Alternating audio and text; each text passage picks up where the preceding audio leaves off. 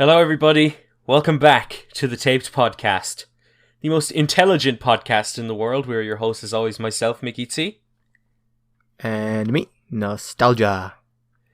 I said it differently there. Oh, wow. A bit of variety. Let's go. It only took us like 90-something episodes, huh? Yeah. Hey. Hey, what? Get on with the shtick. Oh, true. Actually, true. We have podcasts to do after all. And yeah, we're actually back with a podcast. It's been a hot minute since we got to record one. It's been like a month, actually. Like, what even was the last one we did? The Shoegaze Essentials? Radiohead Worst the Best. What? When? Again? 2 years ago? 2 years ago? We this is the second ever episode? Yeah. Wow, we truly are intelligent beings. Yeah. I mean, if you count the pilot, we've done 3 now. If you do the maths. Yeah. Yeah. Alright, anyways, our peak intelligence aside, welcome back to another edition of the Taped Podcast. And today we're going to be doing another genre essentials. We're going to be going through about 12 albums here that are all under the IDM genre. A genre of electronic music that has probably the most pretentious title of all time. If we're being honest here. But either way, IDM comes in a lot of shapes and sizes, a lot of different forms. There's all kinds of different kinds of electronic musics that can fall under it. So we have about 12 albums here that cover a various amounts of styles and ideas that a lot of different artists have went through. We're going to be talking about some albums we think are essential to the genre and just give our thoughts and opinions, give some recommendations. So, ready to go? Yeah, I just have to add that you must realistically have at least 150 IQ plus to really understand this episode and the music we'll be talking about. So just you have to have at least 150 IQ to understand every single album that we're talking about as well. Proceed with caution. They're not for the simple-minded. They are truly for the most intelligent and high being of folk, you know? Yeah, you know, the Rick and Morty fans among us. Our fellow Redditors and fans of Elon Musk. Yeah. All right. Prime specimens of our species. Oh, truly. All right, so without further ado, you ready? Hell yeah. All right, so first album that we have on our list is a fucking massive one, methinks, and it is Selected Ambient Works 8592 by Aphex Twin.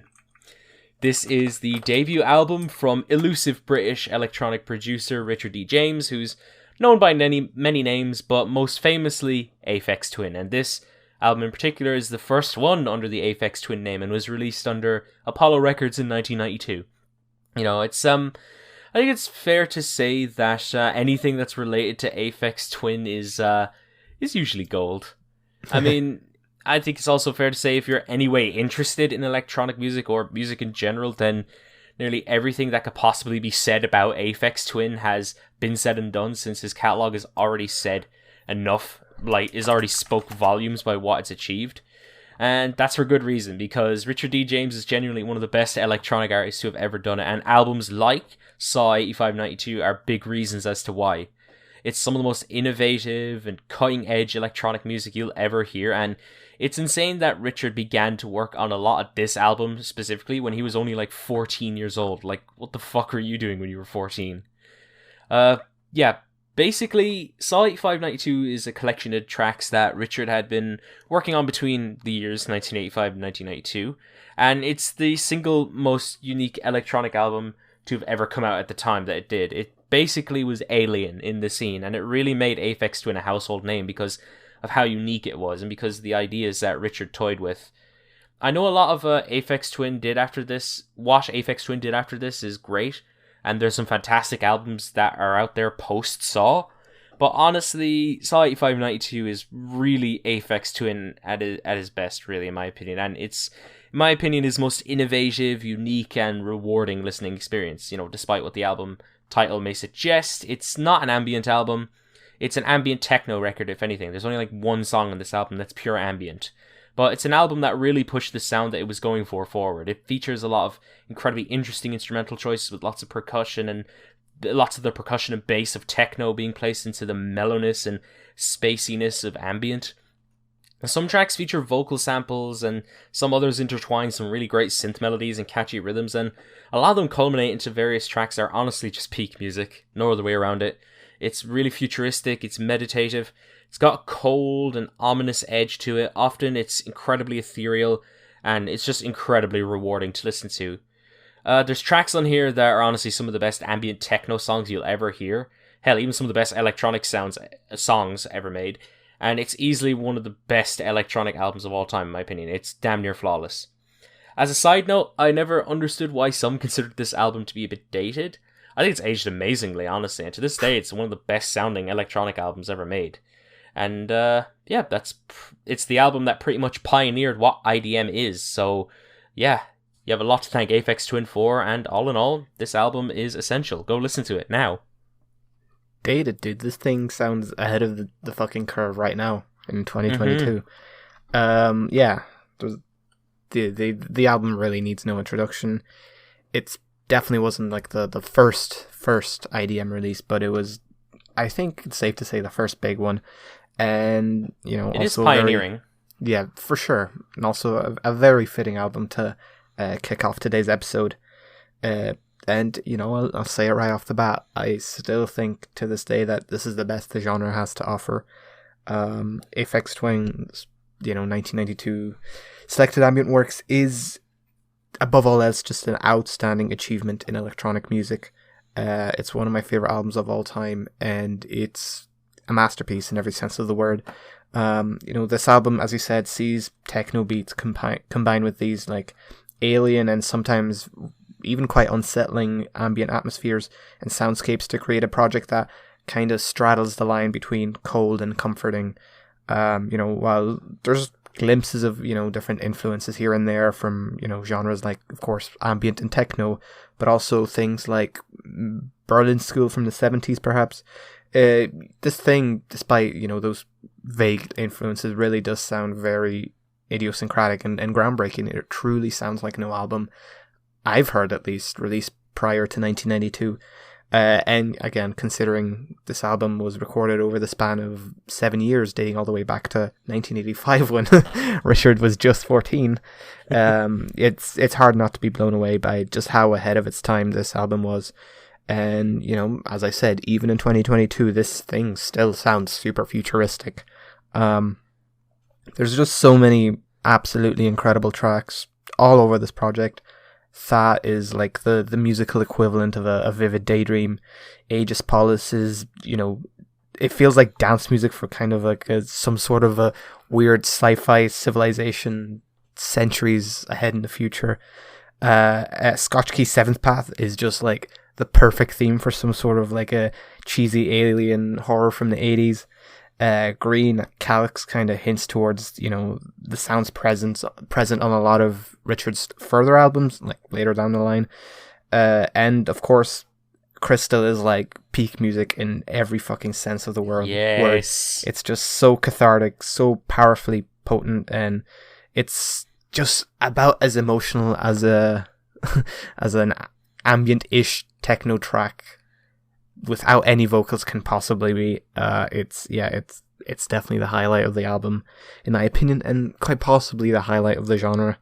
This album is just an absolute force to be reckoned with when it comes to not only Aphex Twin's discography, but electronic music as a whole. It's in a league of its own. It carves out its own path. At the time, this thing must have been fucking mind-blowing to listen to. Honestly. And even today, it's aged so damn gracefully that it's just bewildering how this was released in 1992. Yeah. Imagine the technology that this was made on as well back then. Like what Richard was working with. Like, Jesus Christ. Yeah, I mean, that point definitely gets overlooked a lot, I feel. In my eyes, this is our ears, I guess. This is the most perfect electronic album of all time. It's my personal favorite. It do be up there. Mm-hmm. And my favorite tracks from Selected Ambient Works 85-92 are Crystal, Aegis Polis, and Heliosfan. Least favorite track is Green Calyx. My favorite tracks are Crystal, and Pulse Width, and I do not have any least favorites. Now, moving on to 1995, fast forward 3 years in the future, and we get Autechre's repetae. I cannot even... I think it's pronounced repetae. Repetae. Whoa! Woo! Intelligent. I love IDM titles. They're easy to pronounce. It's surely because we're so intelligent. Yeah. Anyways, this is the third studio album from British electronic duo Autechre. Could be fucking pronounced differently. I've always said Autechre. So Autechre. Released in 1985 by Warp Records, a name you might hear once or twice when you're diving into IDM. They do be a very prominent label for IDM.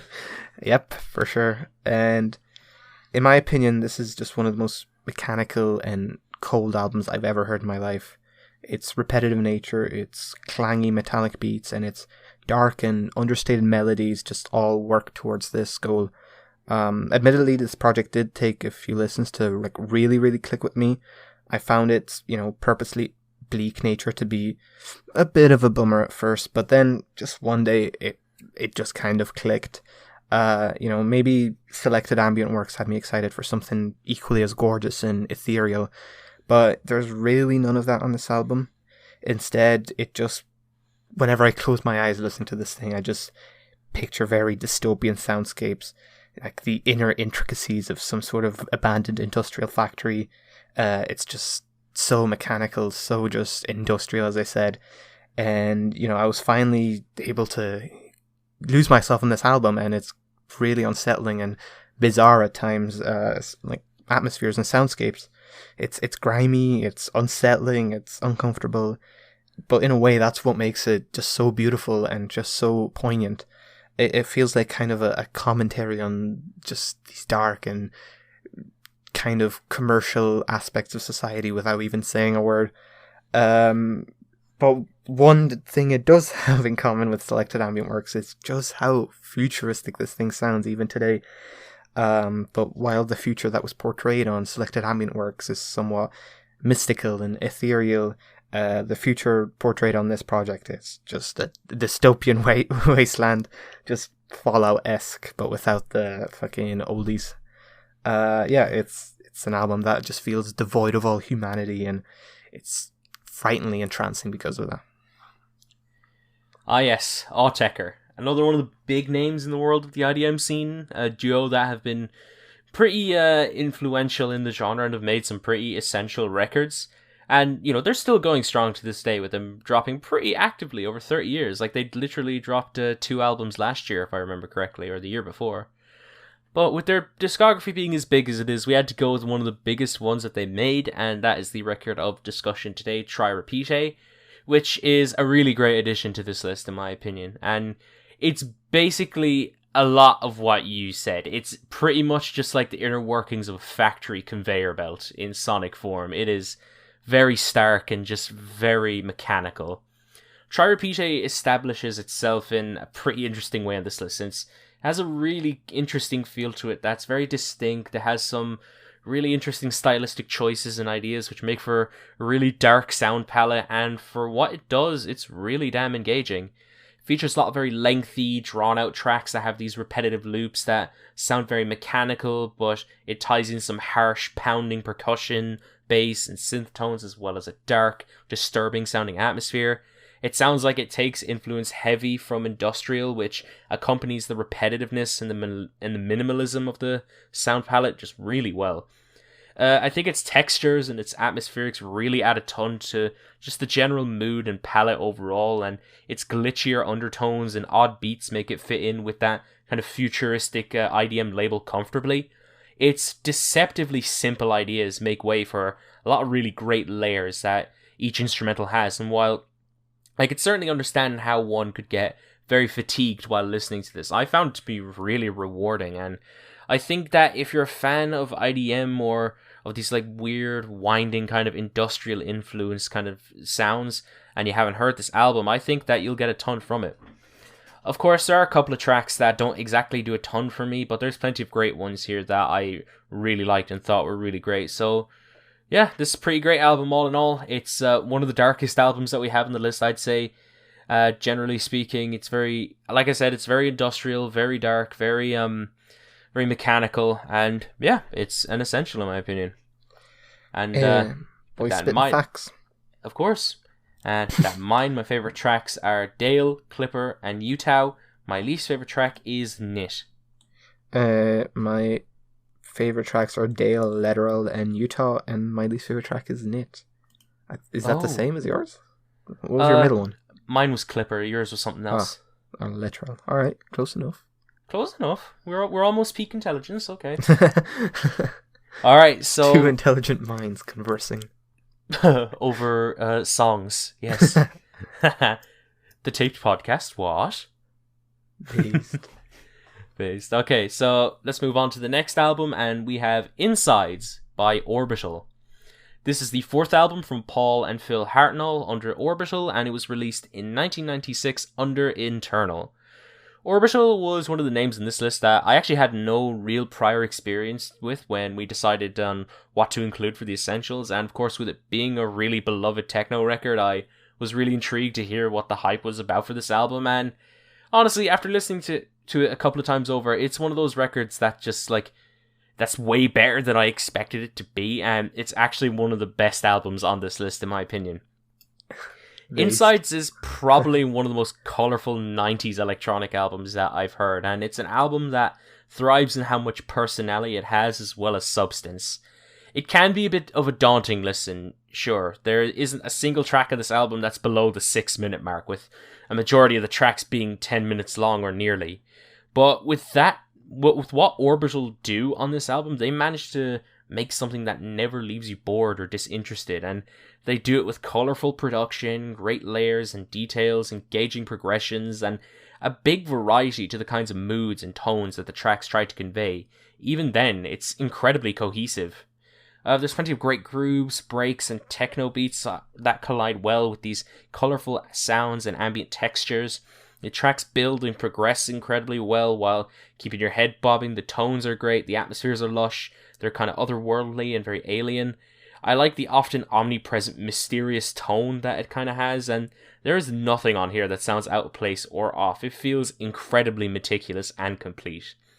Not to mention, there's tracks on here that are honestly incredible, some of which are honestly some of the best techno songs I've ever heard. Like Doer Butter, which I definitely butchered, which is just pure perfection.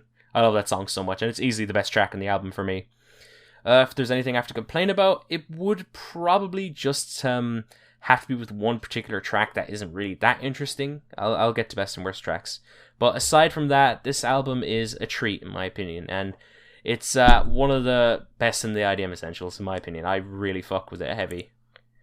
Yep. I agree with your sentiments entirely.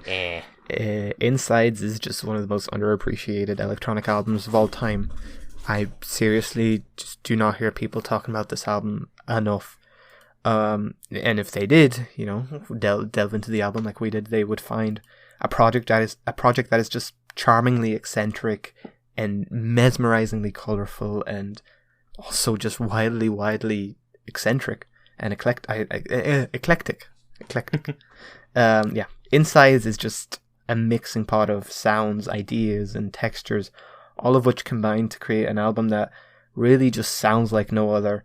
It presents just some of the most unusual soundscapes I've ever heard in an electronic album, and textures that one may think would clash with one another, and just blends them together seamlessly. It's just an absolute blast from start to finish. It's just absolutely it's just a whirlwind of colors and a kaleidoscopic just energy and fun and excitement. It's just such a fun, it's probably one of the most fun records on this list, which, let's be honest, fun isn't really the word I used to describe a lot of this, but this is definitely an exception. And despite its kind of unusual nature, I think the atmosphere throughout and the energy is still very much dancey, a lot of the times somewhat pop centric, and quite easy to get into compared to a lot of different projects here.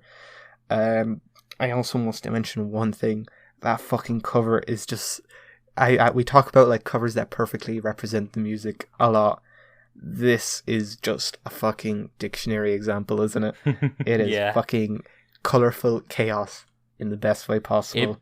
It perfectly represents what the music sounds like. Jesus. It's like a preschool version of the Cavalcade cover. It actually is an all one. Yeah, this thing is an absolute classic, and I think it's an album that just isn't in the conversation enough, because I think it's up there with some of the best that not only IDM but electronic music has to offer. Yeah, banger. Black Midi may have went to private school, but Orbital didn't finish primary school. Hell yeah. Alright, with that in mind, my favourite tracks from Insides are The Girl with the Sun in Her Head, Doer Butter, and Adnan's. My least favourite track is The Box Part 1. My favourite tracks are The Girl with the Sun in Her Hair, Doer Butter, and Out There Somewhere. I don't have any of these favourite tracks. There's gonna Did you say hair or what? Sun, what? The girl with the sun in her, not in hair. Head. It's it's on a separate line. The fuck? I looked it up. It's right. Okay, I'm right. No. You I'm are right. right. You're wrong. I'm more Head intelligent. is there on a separate line. Sorry, my I am IQ more drops intelligent. 2%. I will have to regain it with this next album, Ooh. which is Dead Cities, the fourth studio album by English electronic duo The Future Sounds of London, released in 1996 on Virgin Records. On Dead Cities, The Future Sounds of London elevate, the now familiar to us genre of ambient techno to just really dense and almost psychedelic highs. Never has the genre, a genre that, as the name might suggest, is typically kind of atmospheric in its nature, sounded this busy, at times just plain unhinged. But on Dead Cities it does, and somehow it works perfect.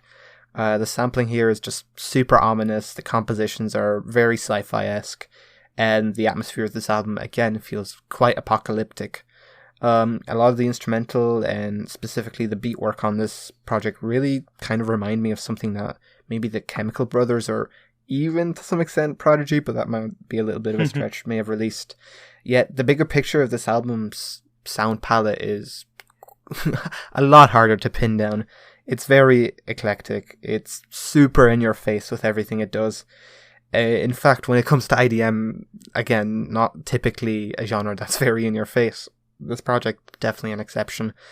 And yeah, it presents so much that kind of is unorthodox for the genre, which at the same time is kind of indicative of the genre, just presenting odd ideas. And yeah, I wouldn't call this thing, an absolute must here in the IDM genre. I don't think it's quite on the tier that projects like Selected Ambient Works and Insides, for example, are. But it definitely is a bit of a hidden gem, a bit of an underrated gem, and definitely an album that I would recommend and enjoyed thoroughly. Yeah, I agree. From what I've seen, the Future Sound of London are one of the more cult electronic groups of the 90s. They've got a couple of albums that loads of people see as 90s electronic classics like Lifeforms, and of course this record here, Dead Cities, and they seem like a really good fit into the IDM essentials given that status, and I think more people should definitely hear what they had to offer back in the day. While Dead Cities isn't exactly my favourite record on the list, I still think it is very good. It does have its place in this list and in ambient techno, and it does deserve the recognition that I think it needs. Despite how god-awful the album cover is, the music itself is reflected well by it. Thematically and sonically, the album is just dystopian, futuristic, and kind of apocalyptic. It's kind of portraying a Blade Runner-like scenario where it pictures this kind of run-down, decaying city in a far-off future that's just fucking bleak and dark. It's very chaotic sounding. A lot of the vibe is most certainly showcased in the music's more ambient-leaning tracks, but it also varies itself up with more influences that take from ambient techno and very chaotic strains of big beat with plenty of samples and layers. There's a lot of really cool tracks and ideas across this thing. There's a lot of variety on here. It sounds great a lot of the time. And I think that Future Sounds of London do a really great job at portraying what they were looking to portray with this album. However, there are a few things that don't do too much for me in regards to some of the ideas and sounds that they utilize. For me, there's some synth tones that sound a bit too sour for my liking and loud, a bit too loud for my liking, and there's some samples that kind of feel a bit clunky. Like, there's one track that samples a track from Blade Runner. I think it's My Kingdom, and it just feels weird there for me. I don't know. As far as the ideas, I think they kind of run a little thin, maybe in the middle. But outside of those criticisms, you're getting a really solid album that has something to offer. And I don't have too much else to say besides that. Now, with that in mind, wait, you about to say something? I don't know, nothing. Oh, okay.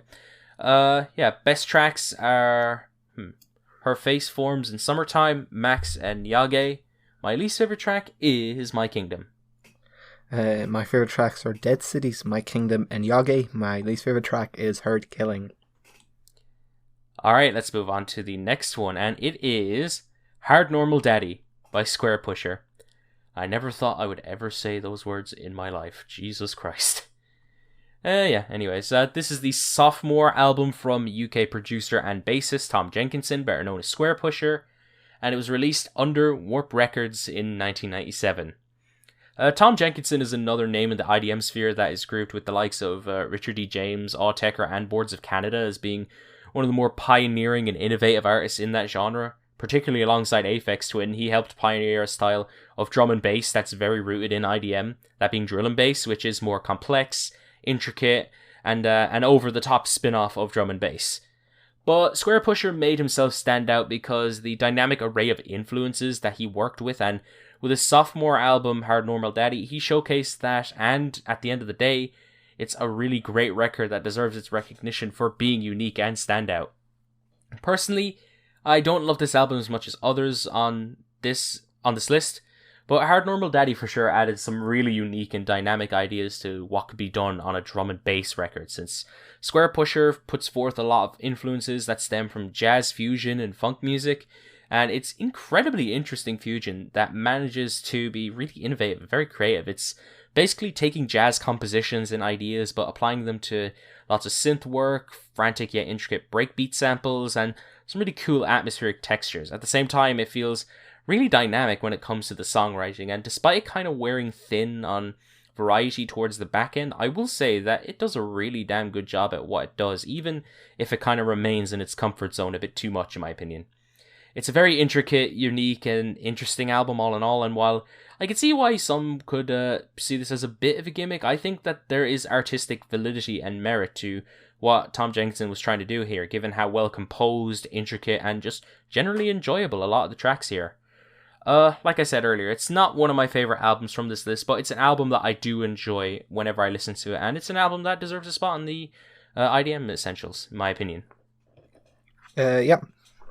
Just as you said, Hard Normal Daddy represents, the first time drill and bass makes an appearance on this list, despite it being one of IDM's most notable subgenres.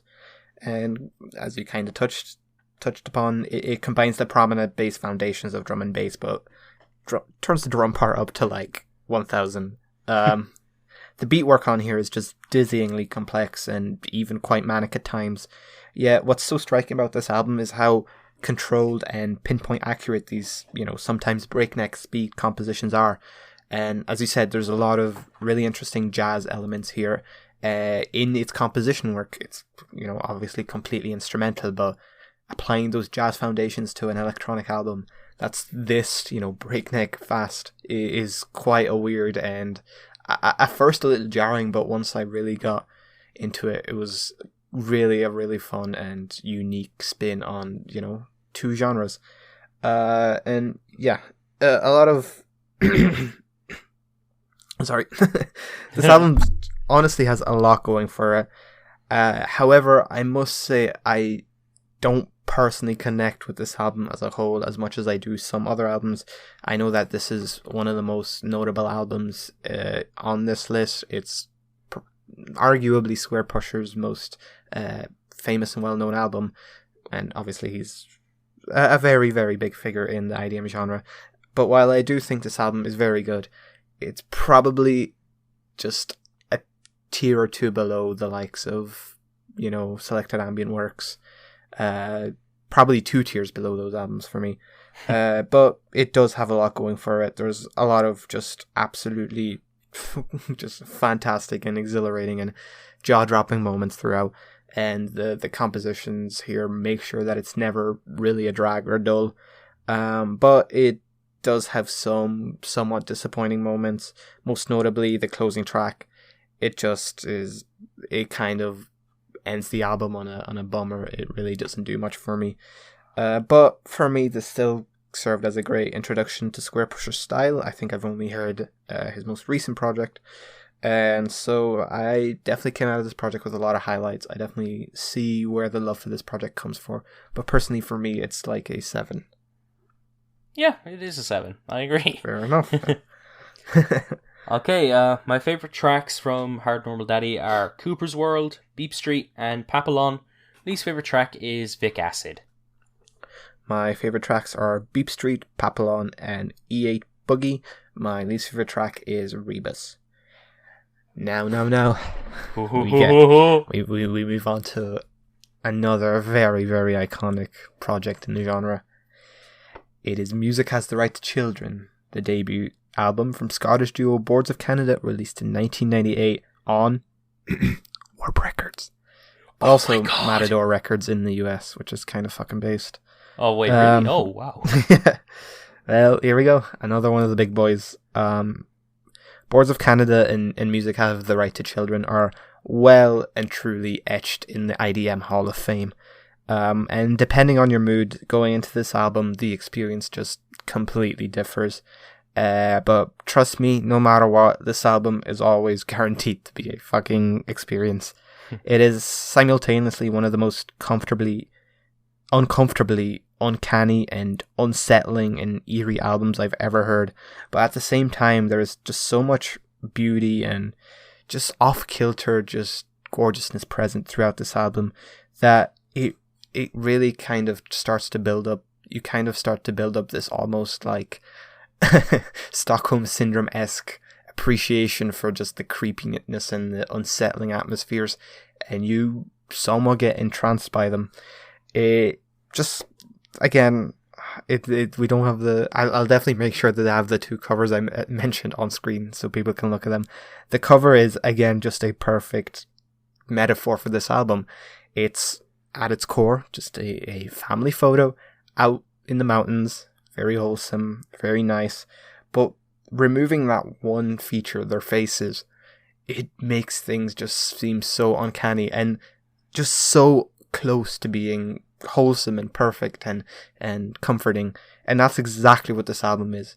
It takes things that maybe by themselves, you know, the samples of just little kids talking, just random ambient voices that maybe in a vacuum by themselves would not have been, you know, unsettling or creepy at all, and just manipulates them and sprinkles them out throughout the album in just such a incredible way that just adds so much suspense to the project. But it's not suspense in kind of a cheap and easy way. It's suspense in like a truly bizarre and wonderful way. It's an incredible album. The production is incredible. Boards of Canada showcase a very unique style of IDM, a style that brings forward a lot of ideas from the genres of trip-hop, down-tempo, and just lays a shroud of uncertainty and strange misty nostalgia in a way all over those foundations. This project is truly, truly special. As I said, an experience in every sense of the word, a meditation of sorts, and again, one of the most iconic, groundbreaking, and one of my personal favorite electronic albums of all time. I mean, yeah, Boards of Canada. They're generally a really essential act in the world of IDM in general. It's kind of hard to imagine them not being categorized in that scene, given what they do. And we've went with Music Has the Right to Children as the album of choice for them. It's often seen as Boards of Canada's masterpiece, and I wholeheartedly agree with that sentiment, since it's a fucking incredible album experience that really does bridge the gap between being really nostalgic yet downright unsettling. Music Has the Right to Children is one of those albums that's kind of hard to dissect for me, because it's an album that you can't help but get absorbed in while you listen to it. it kind of makes you forget your train of thought because of what's going on in the music itself. But what I will say is that this album is really damn unique with what it does, and the way that Boards of Canada construct these particular blends of moods and ideas is really fascinating. Plus, it just sounds incredible from front to back. It's a meditative album that focuses a lot on the typical layers of synths and beats, but doing it in a way that makes the music feel just even more otherworldly than a lot of records. It feels otherworldly, yet somewhat grounded and human.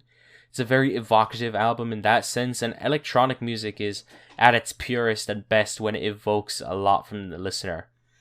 And this album has a lot of tracks that vary in many ways, whether it be length or in some ideas and influences, but they're all kind of tied together with that distinctive yet nostalgic tone that, brought in by the layers of synths. It has great atmospherics, great beats, a lot of variety. I love how ambient, down-tempo, and trip-hop influences this album, and there are absolutely incredible moments across this thing.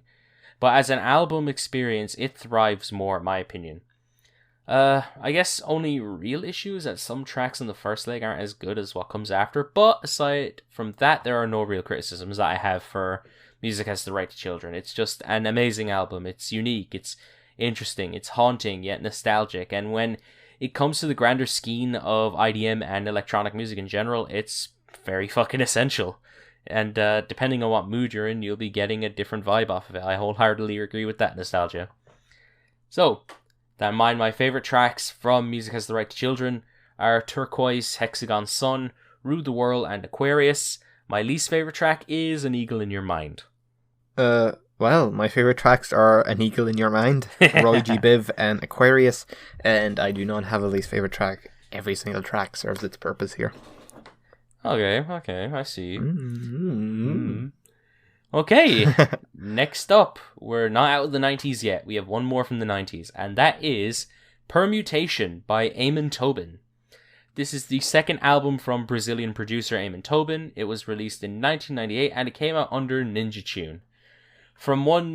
There was another jazzy drum and bass album earlier, but unlike what Squarepusher was doing on Hard Normal Daddy, Permutation sees Amon Tobin go for an approach that is much more loungy and more in line with heavy sampling rather than something that sounds blatantly electronic or synthetic, in my opinion at least. Mm-hmm. Amon Tobin gives this kind of like new jazz sound a feel that's really natural and organic despite it being made artificially, and what he does with combining a lot of these jazz and electronic elements is really damn impressive. I remember reading this from RYM, and someone said that this album is basically jazz from an electronic perspective, and that's actually an ideal descriptor for what this album really is. It's not like what others were looking to accomplish on their respective albums, but rather it tries to take its ideas to the next level by designing something that feels like an actual jazz album, but we're seeing it through this artificial lens. Permutation takes from jazz instrumentation and jazz textures, but applies elements of drum and bass and IDM to it. It has songwriting chops and dynamics that makes jazz exciting, but in contrast, it has this aura around it that's dark and atmospheric. There are tracks and moments on this album that are absolutely mind-bending and weird to say the least, but there are elements and moments that are pretty damn catchy and groovy, I must say. There is a lot of fucking sexy grooves on this thing. Not to mention, the sound design of the whole thing is just incredible from front to back. It sounds amazing, and it feels really immersive on its best moments. Unfortunately, I do think it kind of falls to the background a bit, especially in the latter half of the album, but either way, there's a lot to take away from Permutation, and it really does add an interesting twist on new jazz and IDM in general. All in all, it's a very good record, and one that I should definitely give another listen another day, and yeah, it's an IDM essential. As you said, it's hard to kind of talk about this album without mentioning the jazz influences, and in that way kind of comparing it to Squarepusher's Hard Normal Daddy, but whereas Hard Normal Daddy kind of took jazz as an influence and applied kind of jazz ideals to electronic music, to me, Permutation feels like jazz is just the foundation for everything and kind of is electronified in a way. So electronic music is the core on Horde Normal Daddy, but jazz is the core here.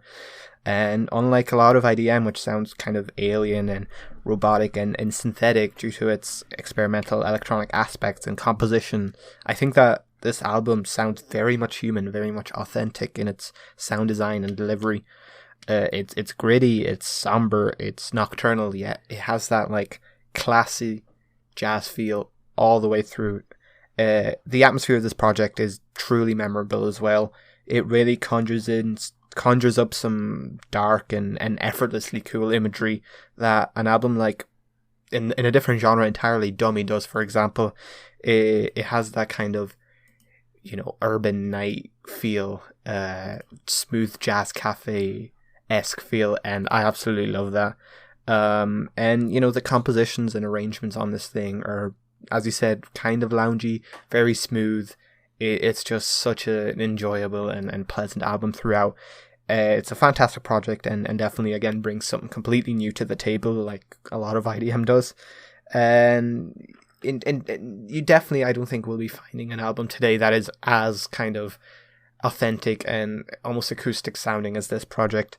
And also, I think it would work so fucking well as kind of like a soundtrack to some sort of like sci-fi film noir. It definitely conjures up imagery like that effortlessly without, you know, even being attached to a movie. So yeah, honestly, someone needs to make a movie like that. Someone needs to make a movie around the soundtrack. That's how most movies are made. They start with the soundtrack. All right. Which director will you get to listen to this? God. I don't know. Someone. You know what? Maybe I like the kind of desolate feel of the thing, and if you kind of apply that to kind of like a sci-fi film noir thing, it might be interesting. So I'll give John Carpenter a shout. Give him a call. Send him this project. Yeah, you got to get John on that. But you know who else could Johnny actually... boy. You know who I'd actually get to do this, because they would actually tie together some fucking amazing visuals with it. You know Denis Villeneuve? No, I do not. He directed Blade Runner 2049, which is actually fucking incredible, and the most recent Dune movie. And dude, that would actually, I think that would be a great fucking movie if we got him that one. Call him up. Call him up, boys. All right. Anyways, moving on. My favorite tracks on Permutation are Bridge, Reanimator, and People Like Frank. My least favorite track is Sultan Drops. My favorite tracks were Reanimator, Sordid, and Toys, and I do not have a least favorite track. God damn, you like this album. Yep, that's fucking... I like a lot of these. A lot of these I'm only hearing for the first time, you know, in preparation to this video. I've never really dived into IDM other than like the well-known ones. And speaking of an album that I've only just heard in preparation for this episode, just only one. We have Rounds, the third studio album by British electronic musician Kieran Habden, released under his alias Fortet on the 5th of May 2003. I don't know why I added the exact date. In 2003 by Domino Records. When it comes to pure beauty, I think Fortet's Rounds is the album of choice from our selection here. This thing just sounds like a warm hug from start to finish. The instrumental arrangements are just super busy and dense, yet somehow very soft in their presentation. The album kind of creates a hazy autumn atmosphere throughout. And honestly, it just makes me feel things, man. Not a lot of electronic music just sounds this comforting and this authentic. And, you know, despite only hearing this project for the first time, as I said, in preparation for this episode, this thing already has just really connected with me. It just conjures up very vivid memories and emotions. Despite, you know, again, only hearing it for the first time in the last month. The songs on here a lot of the time start with like a very stripped back atmosphere and composition, and often at these points they sound very folk-like, and then they just kind of grow and expand over time and grow into cacophonies of just sheer beauty.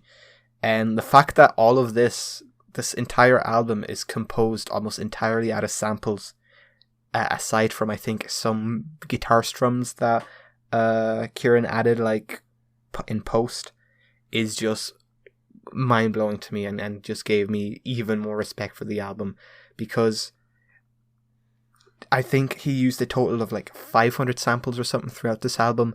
Ooh. And the fact that, you know, he and a lot of them he kind of just distorted and like stretched out and tried to make kind of unrecognizable from what the sample initially was. But the fact that he could squeeze 500 samples into what's not a very long album, I 40 minutes or so, yeah, and still have it sound so like perfectly cohesive and so just perfect in its composition, in its just sound palette, is absolutely mind-blowing to me. Fuck me, that is actually impressive as hell. God damn. Yeah. There isn't a dull moment throughout. The charm is just ever present, and the emotion this project presents is very, very real. It's probably one of the best albums we're going to be talking about today. And while, you know, Aphex Twin's Selected Ambient Works and Boards of Canada's Music Has the Right to Children are in a tier of their own, to be honest, I think if there's any project that's knocking on the doorstep of that tier, it's this album, because it really did connect with me that much. I absolutely love it.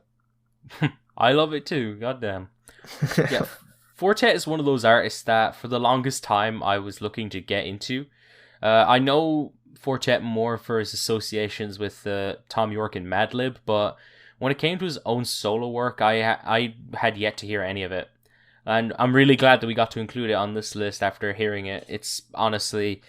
not only was I glad to have finally heard a Four-Tet album, but this is also a fantastic album. Rounds is another one of the more unique albums that we have in this list, as it's an album that has its own unique place in the list based on what it does sonically and tonally, but also because of what ideas and influences are being melded together across the album. Rounds is a very calming, warm album. It utilizes a lot of really pleasant, nostalgic melodies and accompanies it with spurts of organic like folk samples and glitch elements. They culminate into just a really great experience that brings out some of my favorite things that producers can do in the electronic field. And that's making electronica sound human. And that human quality that electronic albums can display speaks for how well crafted and meticulous an album truly is. And it speaks volumes about what Four-Tet was trying to do with the project. And that quality makes Rounds just a really beautiful album. And like you said, with the just the amount of samples and different things that were incorporated here, it is just incredibly impressive how much was packed into such a short album. Like, it's one of the shortest albums on the list here. I have a question. I think it was around 400, not 500. 400 doesn't take away much. I mean, still 400 samples all packed into this. Wow. Mm-hmm. It's minimalism and repetitiveness allows for layers of ideas and melodies and progressions to flourish perfectly into some of those beautiful electronic tracks to have ever been made.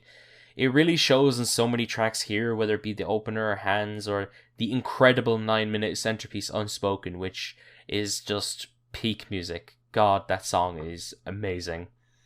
There's only really one moment on this album that feels too inadequate because of the minimalism of the track, but honestly, I can't really say that I have too much else to complain about when it comes to Rounds, since I thoroughly enjoyed what Four-Tet brought to the table on here. I think it's a fantastic album. It deserves its spot on this list for being a unique edition, but also because it's just great. And yeah, I've said my piece there. My favorite tracks on Rounds are Hands, She Moves She, and Unspoken. Least favorite track is And They All Look Broken Hearted. My favorite tracks are Hands, My Angel Rocks Back and Forth, and Unspoken. And do you really think I'd have a least favorite with a statement piece like that? Nah, not at all. Not at all. Thing. Yeah, to be fair. Yeah, next up on our list we have, we're into the 2000s now, and we have Velocity Design Comfort by Sweet Trip. Another heavy hitter on the list. And just before we get into it, we're not going to mention the controversy around Sweet Trip and what happened earlier on this year. We'll just talk about the album, thanks. Yeah, this is the sophomore album from San Francisco indie tronica and dream pop band Sweet Trip, and this album was released under Darla Records in 2003. Jesus, nearly 20 years old. What the fuck? Initially, when we planned to do some genre essentials, we were kind of torn on where to include Velocity Design Comfort, since we actually considered putting it under either shoegaze or IDM essentials. Well, you can already guess where it is now, and if you haven't heard it already, you should, because it's honestly another great album. It's a very interesting album. It has a lot of interesting fusions and ideas, and honestly, a lot of them are really bold and incredibly innovative for IDM. Sweet Trip have had a couple of great albums in their discography, but Velocity Design Comfort is by far their most acclaimed, and for good reason. This album is really ahead of the curve. They innovated by doing some incredibly unique genre fusions which take elements of glitch, dream pop, shoegaze, and IDM together, and doing it in a way that's really dynamic, unique, interesting, and sonically fantastic. It is a bit on the meandering side, admittedly, but it does offer some absolutely incredible moments on sound when it comes to sound design that will honestly just make you transcend, and with the ambitious songcraft, it pays off so well. On top of that, they apply plenty of great vocals and melodies on top of the glitchy and ethereal instrumentals. They add a pop sensibility to the sound palette, and the sound palette generally across this thing is really colorful and expansive. It cuts rapidly between a lot of the sounds that it takes from, and it kind of molds together into this oddly cohesive and ethereal experience that is often amazing. It's abstract, it's complex, it's lush, it's eclectic, it's playful, and it's just absolutely ethereal. Like I said, it's a bit on the meandering side with some deep cuts, but aside from that, I don't really have many other criticisms for this album. This is probably one of the most unique and innovative albums to come out of the early 2000s, and it's also one of the most unique electronic albums out there, honestly. I love this record a lot. I think Sweet Trip do an amazing job at playing to their strengths and also taking bold steps, but all in all, it culminates into a fantastic album that I really love. First of all, yeah, like you mentioned, this album was a contender for making it into the shoegaze essentials. And honestly, when I was deciding which one to put it in, I just felt like it would have felt a little out of place in the shoegaze essentials one, whereas I don't think anything could possibly feel out of place here. So I decided that this is a better place for it.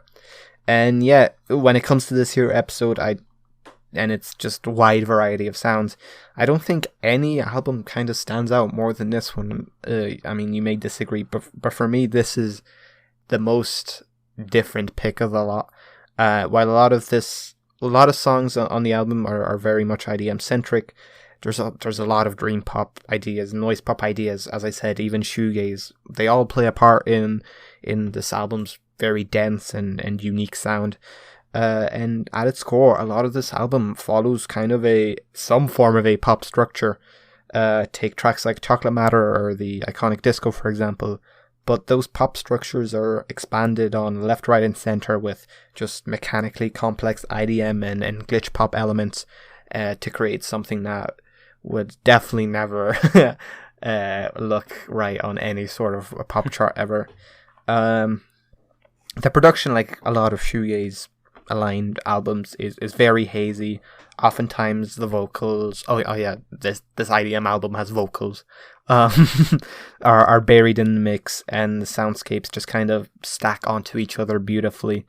And instrumentally, I think the sound palette again is pretty much what one would expect from shoegaze and dream pop, but just those damn like IDM and glitch pop elements just add so much unique structure and quirks to all of these tracks.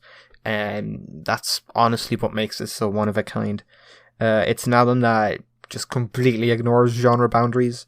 It sounds completely idiosyncratic, and to be honest, it would look perfectly reasonable in like a genre essentials for about 7 different genres.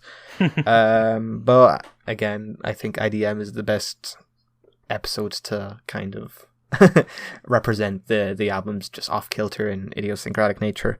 It's an amazing album that just covers so much ground so effortlessly without ever sounding difficult to connect to or understand. It's easy listening for a very unusual album. Yeah, with that in mind, my favorite tracks from Velocity Design Comfort are Disco, Fruitcake and Cookies, and Pro Love Ad. My least favorite track is Dedicated. My favorite tracks are Disco, International, and Chocolate Matter. My least favorite track is Sept. Now, moving What on. do you got next for us, buddy? An album whose title I will not pronounce because I do not speak Hungarian. But it's something... fuck it. It's something along the lines of Rossz, csillag, alatt, szuletett. It's a 2005 album released by Canadian electronic producer Venetian Snares on the Planet Moo label. This album, among other things, makes me feel very, very, very intellectual and cultured. Why, yes, I too listen to classical music, just as long as it's got absolutely fucking mental breakbeats all over it.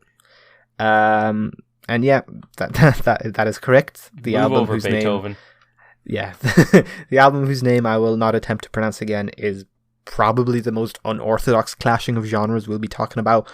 Modern classical and drill and bass. It should never work. 9 times out of 10, someone attempts something like this. It sounds fucking horrific.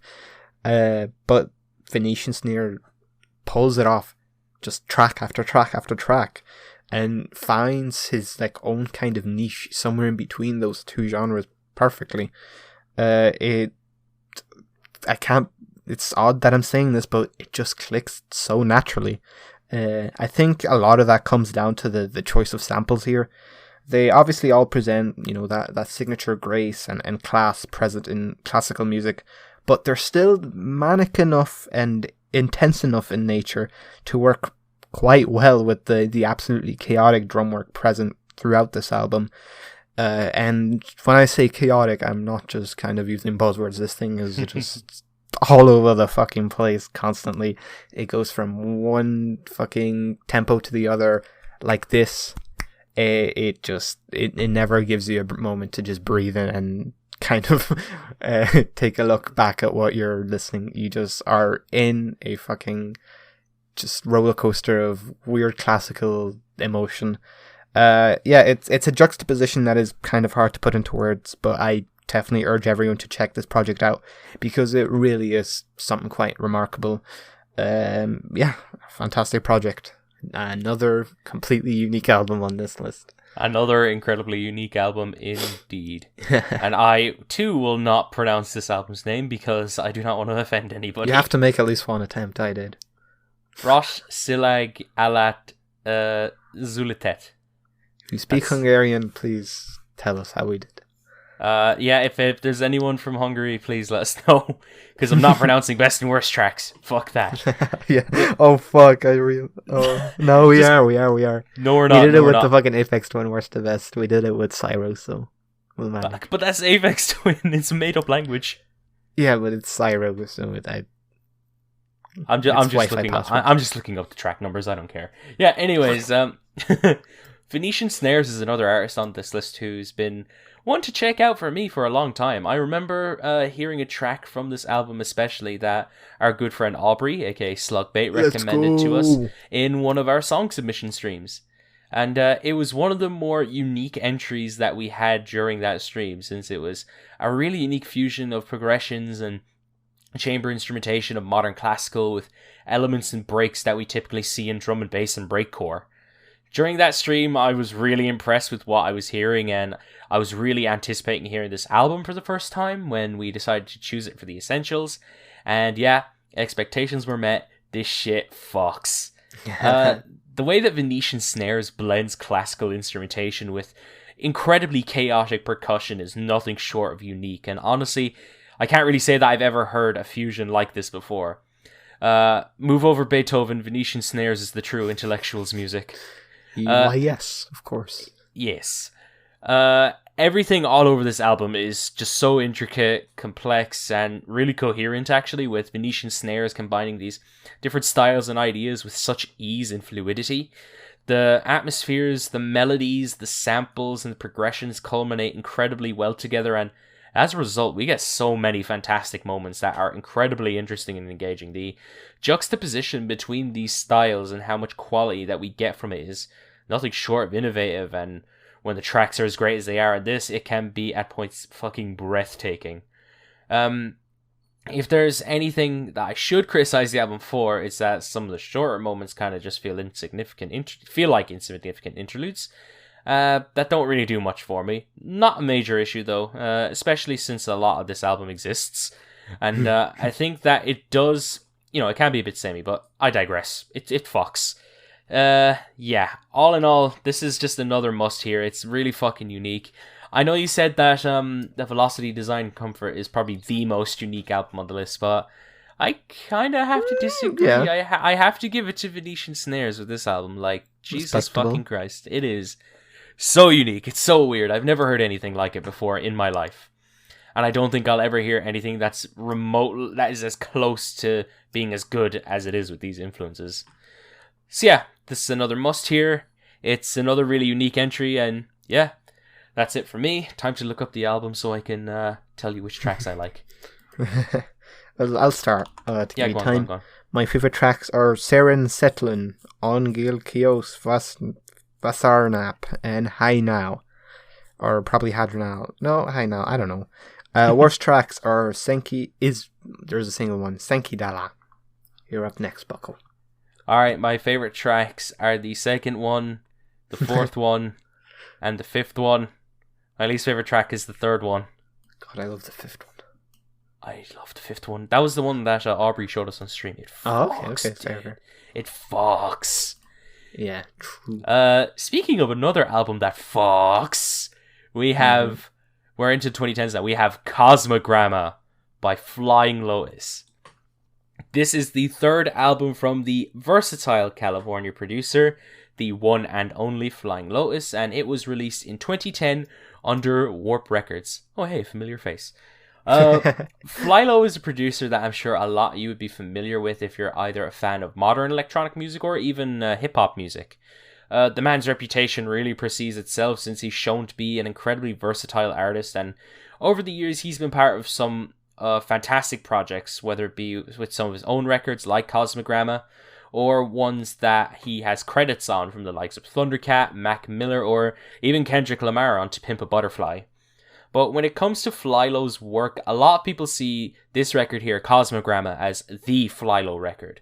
It's actually one of the few albums from him I never got the chance to listen to beforehand, but I had big expectations given what I'd heard from him in the past, and with how acclaimed this album is too, and a critically acclaimed album turns out to be very good.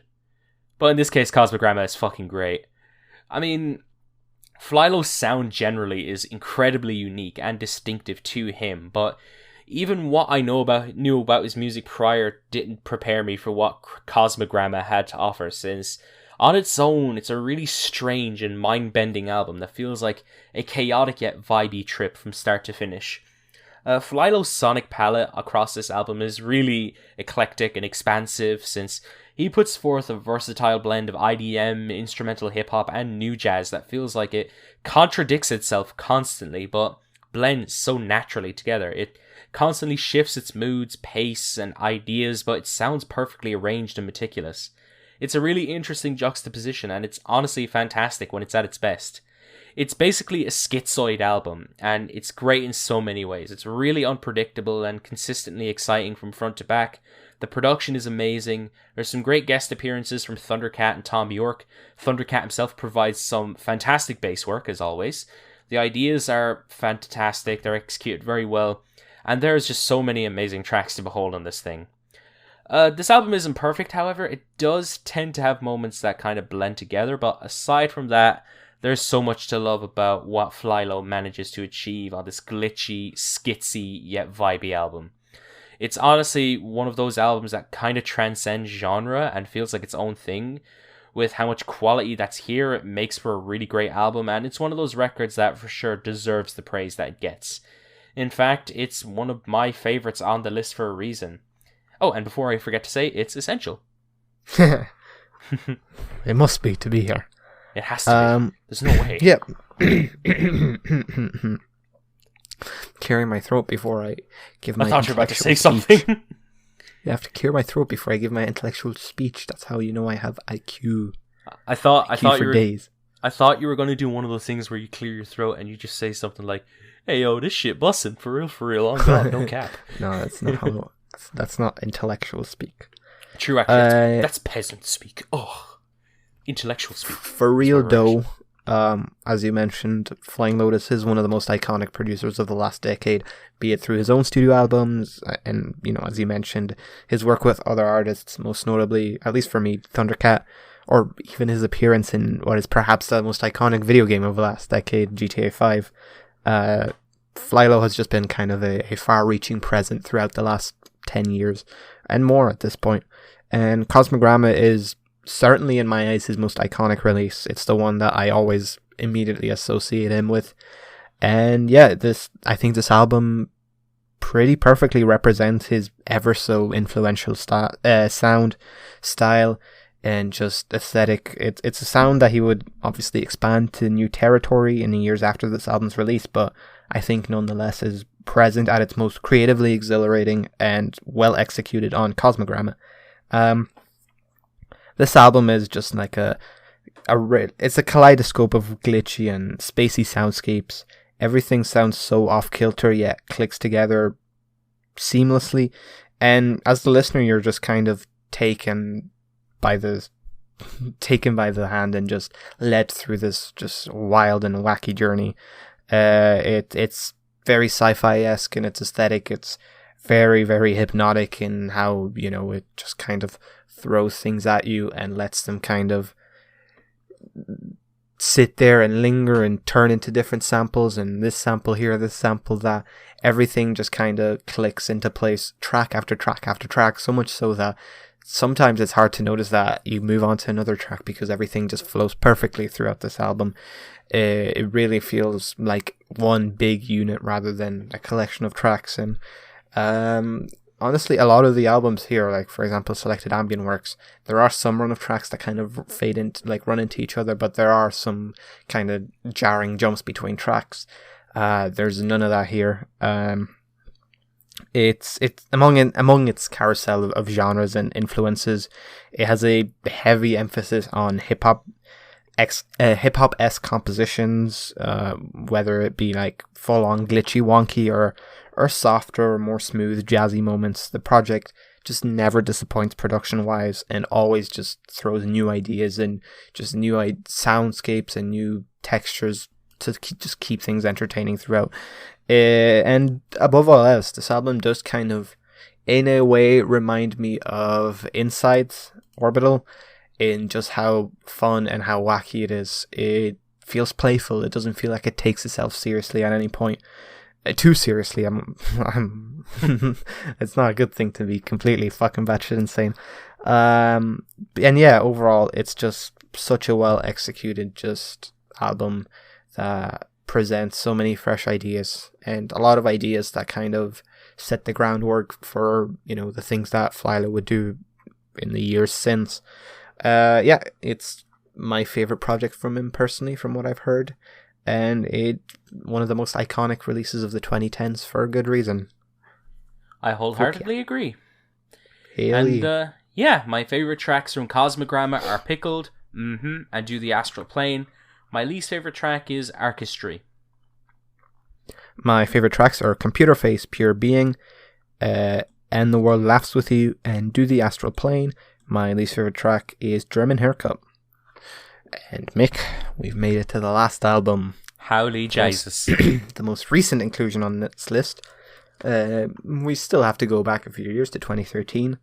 But we have Immunity, the fourth studio album by English electronic musician and producer Jon Hopkins, released in June 2013 by Domino Records. It was also nominated for the 2013 Mercury Prize for Best Album. Ooh. Interesting fun fact for you there. I did not know that.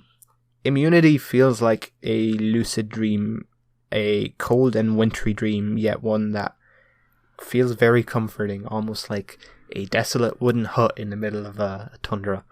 The sheer scope of the micro house compositions on this project isn't immediately apparent. As the genre name might suggest, things do at first seem rather minimal, and the ambient textures on this project are very comforting and very much that, very ambient.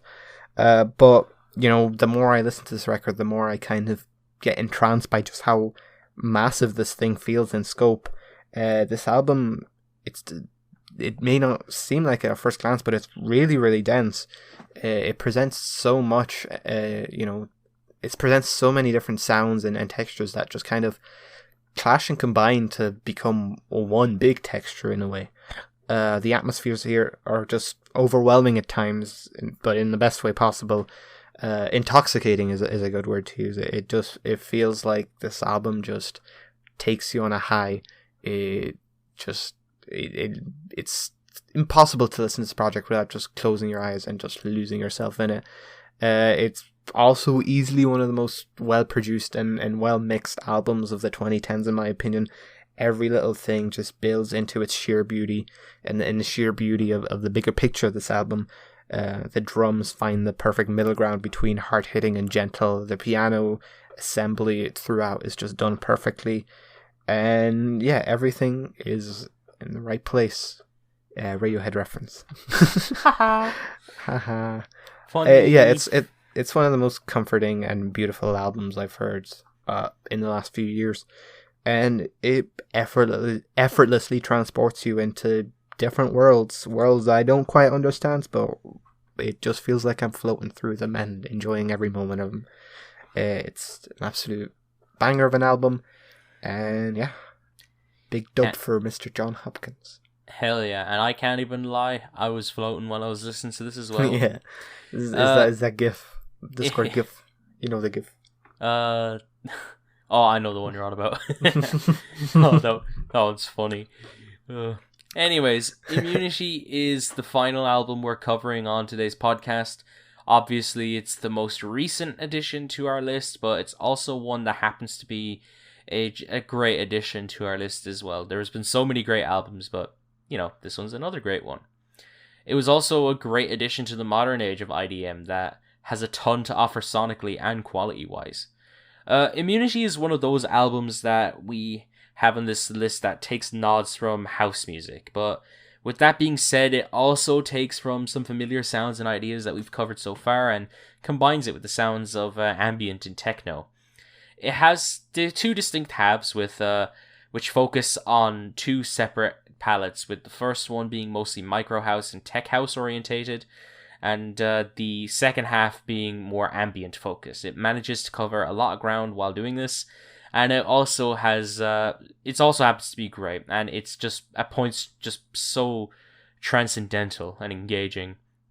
The attention to detail that Jon Hopkins takes with a lot of this really shows, but it also contains an atmosphere that sounds really emotive and comforting, especially when we get to the more ambient section, which features some just gorgeous moments.